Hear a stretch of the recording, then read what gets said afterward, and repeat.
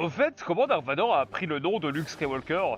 À la fin de Star Wars 4, Dark Vador ignore qui est ce pilote au fort potentiel ayant détruit l'étoile noire. Et dès le début de Star Wars 5, il connaît son nom. Mais alors, que s'est-il passé entre ces événements? Vous allez voir, ce nom, Vador l'a obtenu au cours d'une grande partie d'échecs face à l'Empereur. Humilié par un Empereur déçu de son incapacité à défendre l'étoile noire, Vador se met à la recherche du responsable. Boba Fett et Chrysanthemum acceptent deux missions pour Vador. La première, celle qui révélera la fragilité de la relation entre Dark Vador et l'Empereur, c'est Chrysanthemum qui l'amène. Il offre une piste à Vador lui permettant de remonter jusqu'au laboratoire de Silo, un allié secret et suspect de l'Empereur. Sur place, Vador, sous les yeux d'un Empereur l'ayant devancé, est confronté à des êtres organiques non sensibles à la force, mais modifiés et améliorés par Silo. L'Empereur confie à un Vador indigne de son titre et plus capable d'aucune initiative que certains de ces êtres sont entraînés depuis 20 ans à sa demande. Ce qu'il veut, c'est juste un bras droit puissant et efficace, et que ce soit Vador ou un autre, ça lui importe peu, pourvu qu'il se démène poussé par une compétitivité omniprésente.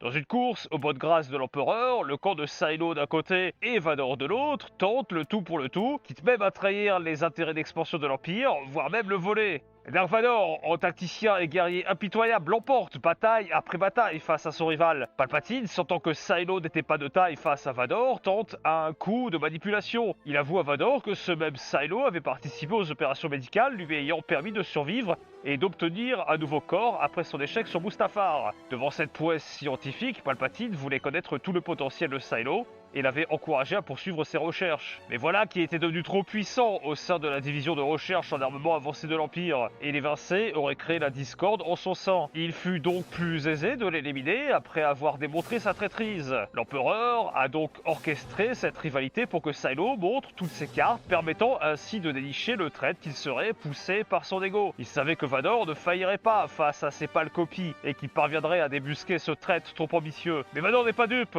Il sait qu'un tel discours aurait été tenu à son rival si celui-ci l'avait remporté. L'Empereur ayant également été mis au fait des opérations de Vador allant contre les intérêts de l'Empire. Vador avait été humilié une nouvelle fois et il comprit que la loyauté de l'Empereur envers lui était fragile. Mais il y avait encore une carte dans la manche, un nom.